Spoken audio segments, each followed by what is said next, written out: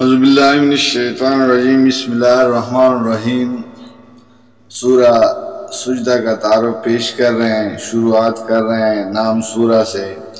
آیت نمبر 15 میں سجدہ کا جو مضمون آیا ہے اسی کو سورہ کا عنوان قرار دیا گیا ہے۔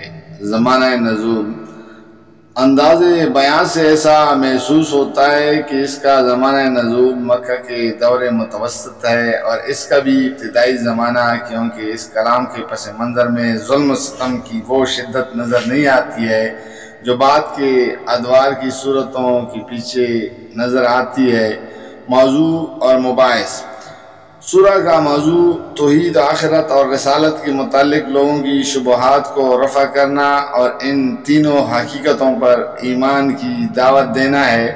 کفار مکہ نبی صلی اللہ علیہ وسلم کے متعلق آپس میں چرچے کر رہے تھے کہ یہ شخص عجیب باتیں گڑ گڑ کر سنا رہا ہے، کبھی مرنے کے بعد کی خبریں دیتا ہے اور کہتا ہے مٹی میں رل مل جانے کے بعد بھی تم پھر اٹھائے جاؤ گے اور حساب کتاب ہوگا اور دوزخ ہوگی اور جنت ہوگی۔ کبھی کہتا ہے کہ یہ دیوی دیوتا اور بزرگ کوئی چیز نہیں ہے، بس اکیلا ایک خدا ہی معبود ہے۔ کبھی کہتا ہے کہ میں خدا کا رسول ہوں، آسمان سے مجھ پر وحی آتی ہے اور یہ کلام جو میں تم کو سنا رہا ہوں میرا کلام نہیں بلکہ خدا کا کلام ہے۔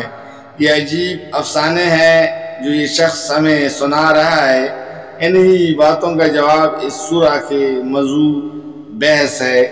اس جواب میں کفار سے کہا گیا ہے کہ بلا شک و ریب یہ خدا ہی کا کلام ہے، اور اس لیے نازل کیا گیا ہے کہ نبوت کے فیض سے محروم غفلت میں پڑی ہوئی ایک قوم کو چونکایا جائے۔ اسے تم افطرا کیسے کہہ سکتے ہو جبکہ اس کا منزل من اللہ ہونا ظاہر و باہر ہے۔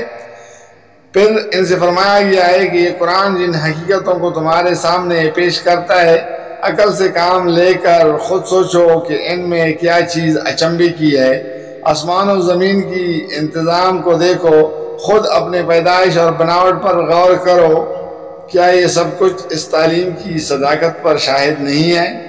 اور اس نبی کی زبان سے اس قرآن میں تم کو دی جا رہی ہے یہ نظام کائنات توحید پر دلالت کر رہا ہے یا شرک پر؟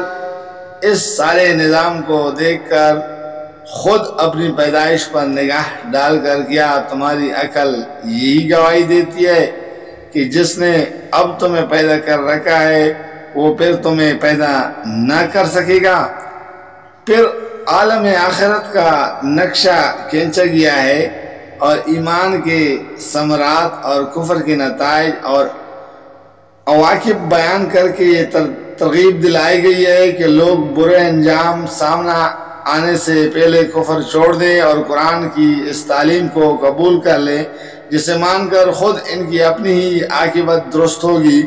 پھر ان کو بتایا گیا ہے کہ یہ اللہ کی بڑی رحمت ہے کہ وہ انسان کے قصوروں پر یک آخری اور فیصلہ کن عذاب میں اس سے نہیں پکڑ لیتا، بلکہ اس سے پہلے چھوٹی چھوٹی تکلیفیں، مصیبتیں، آفات اور نقصانات بیچتا رہتا ہے، ہلکی ہلکی چوٹیں لگاتا رہتا ہے تاکہ اس سے تنبیہ ہو اور اس کی آنکھیں کھل جائے۔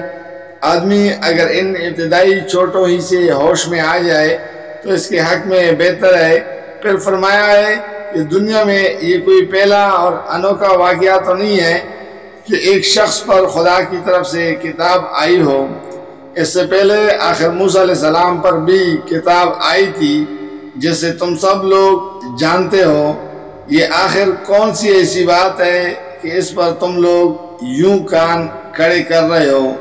یقین مانو کہ یہ کتاب خدا ہی کی طرف سے آئی ہے، اور خوب سمجھ لو کہ اب پھر وہی کچھ ہوگا جو موسیٰ کے عہد میں ہو چکا ہے۔ امامت و پیشوائی اب انہی کو نصیب ہوگی جو اس کتاب الہی کو مان لیں گے۔ اسے رد کر دینے والوں کے لیے ناکامی مقدر ہو چکی ہے۔